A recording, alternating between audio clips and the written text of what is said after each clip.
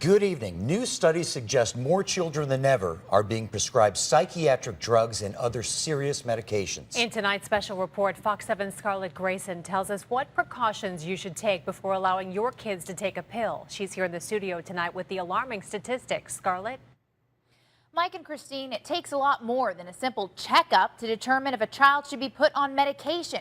I spoke with a psychiatrist and psychologist who believe some children could be facing long-term health risks because they're being diagnosed too quickly.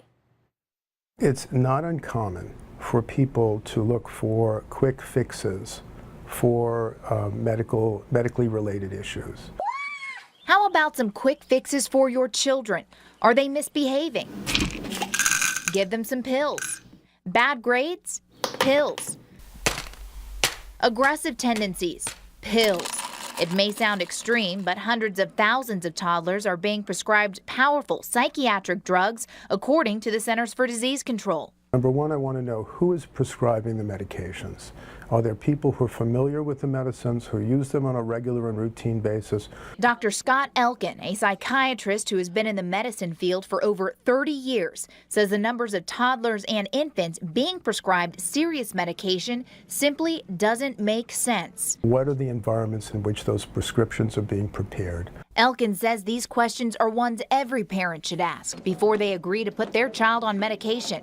And licensed psychologist Dr. Jim Whitefield agrees. The best way to get to the bottom of a child's behavior problem is with a very thorough evaluation. According to Whitefield, assessments, interviews, interactive observations, family counseling, and more should all be part of the process when evaluating if a child needs medication or simply just therapy.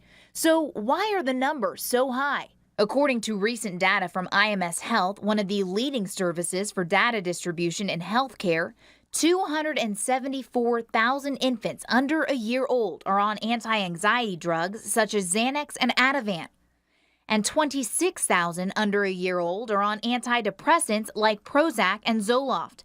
Those are infants, not even a year old. These numbers don't even compare to the millions of children 5 years and under being prescribed these same drugs. They're absolutely outstanding. It's unbelievable that this many kids would be, young babies and toddlers, would be on medication because there's absolutely no evidence it works.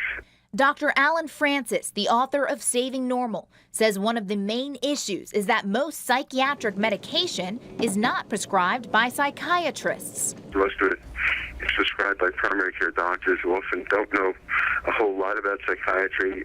They get a lot of their information from drug salesmen. And Francis is not the only one who believes this could be a problem. Do you feel like that could be a factor in some of these statistics? Is that the wrong people are prescribing these drugs? I won't say that the wrong people are, but I'm saying that given the nature of the healthcare system at this time, that when you go into a primary care doctor, they say that the average amount of time that you'll spend in their office is 7 minutes. And then a prescription is written to be able to create some peace within the home environment rather than addressing the underlying pathology. Elkin says it takes weeks and multiple follow-ups before medication is his last resort for a child. So what other factors could be contributing to these alarming statistics? I'm wondering if the large number of kids taking, medication for, overactivity. I wonder if they just had recess a couple of times a day, if it would help them. Whitefield spent over 20 years in the education system, and he and Dr. Francis say schools may be playing a large role too. We have classes that are too big. There's not enough physical activity for kids. And instead of solving an educational problem with educational solutions, we're taking the most vulnerable kids in the class and giving them a diagnosis and often giving them unnecessary medication. Francis says almost all of the prescribing that's happening is off-label, meaning there hasn't been studies that document the effectiveness of the drugs or monitors their long-term risks. There's just no shortcut to it. It's a very thorough evaluation that takes a lot of time. Dr. Francis added the best protection for a child is an informed parent, and that you should never accept mediation or diagnosis for your child without asking tons of questions. Back to you. Scarlett, thank you.